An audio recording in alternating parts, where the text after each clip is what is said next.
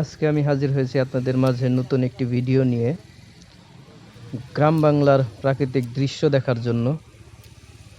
এই ভিডিওটি আমার কিছুদিন পূর্বের করা, কিন্তু আপনাদের মাঝে শেয়ার করতে একটু দেরি হয়ে গেল।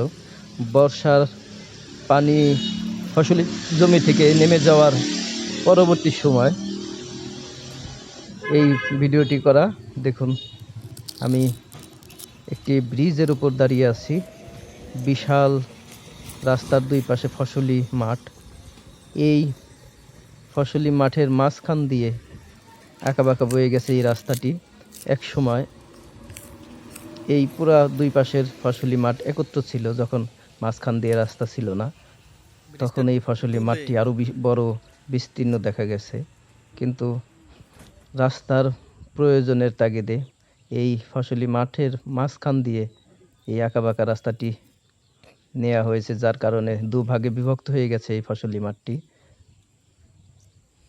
মাঠ থেকে লাকড়ি সংগ্রহ করে এক ভাই রাস্তায় উঠছে, আঁকাবাঁকা রাস্তা বেয়ে ফসলি জমি থেকে। আর এইখানে একটি খাল জমির মাঝখানে, সেই খালের জাল পেতে বসে আছে এক জেলে মাছ ধরার জন্য।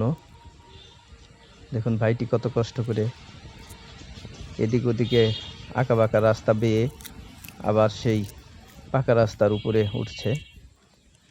আর এখানে ছাউনি দিয়ে বসার জন্য ব্যবস্থা, নৌকা আছে এবং জাল পেতে বসে আছে। আমাদের মানিকগঞ্জের ভাষায় এই জালটিকে ভেসাল জাল বলা হয়। সেই ভেসাল জাল পেতে খালের মধ্যে বসে আছে মাছ ধরার জন্য। আর বর্ষার পানি ফসলি মাঠ থেকে নেমে গেছে প্রায়ই। মাঠের প্রায় প্রতিটি ক্ষেতের মধ্যেই আমন ধান সোনালী রং ধারণ করেছে, পেকে গেছে ধানগুলো। আর দেখুন, অনেক উঁচু এই ব্রিজটি, খুব সুন্দর হয়েছে, নতুন এই ব্রিজটি করেছে। আমরা তিনজন দাঁড়িয়ে আছি এবং পরন্ত বিকেল বেলা। এখন ভাইটি হয়তো জাল তুলবে, মাছ ধরবে। আমি একটু জুম করে আপনাদেরকে দেখাই। দেখুন, জাল তুলছে, জালের মধ্যে যে মাছগুলো আটকেছে সেগুলো ধরার জন্য। আর মাছগুলো ধরে ধরেই পাশেই আরেকটি ছোট্ট একটি জাল পেতে রেখেছে, সেখানে মাছগুলো পানিতে ভিজিয়ে সংরক্ষণ করে রাখে, যাতে মারা না যায়।